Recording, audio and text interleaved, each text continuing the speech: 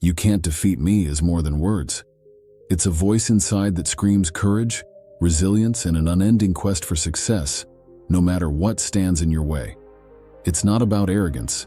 It's about the strength that lives inside each of us, a strength that keeps us going even when things are tough. Today, I'm going to share a story about courage, determination, and the power of a simple phrase: "You can't defeat me." This isn't just a phrase, it's a mindset. It's about refusing to be defined by what happens to you and committing to rising stronger after every challenge. This story is for anyone who has ever felt down, faced a challenge, or just needed a reminder that they are stronger than they think. And trust me, you'll want to stay until the end. There's something special waiting for you in the end, a moment that captures the essence of this powerful message. So, sit back, listen, and remember, no matter what life throws at you, you can't defeat me. Marcus lived in a big city that was always busy. His days were the same. He woke up, went to a job that was boring and easy, and then went back to his small, messy apartment. Even though there were a lot of things happening around him, Marcus felt empty.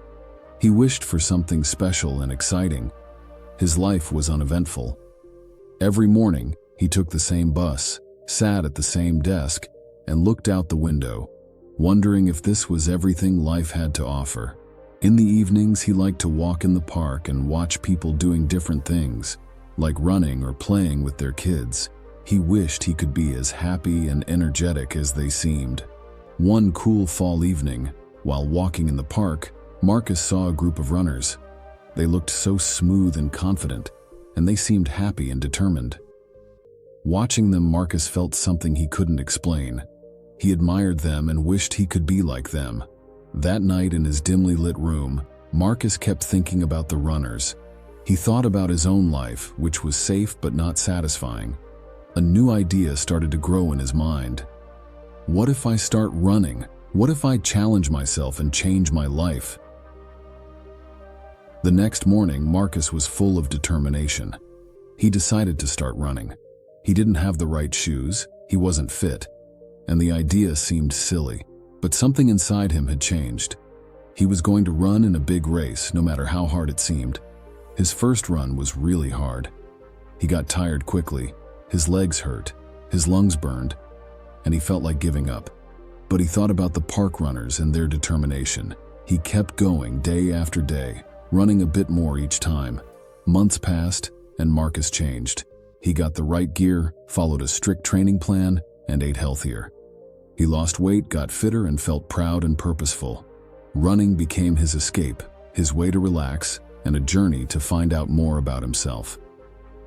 After 6 months of hard training, the race day came.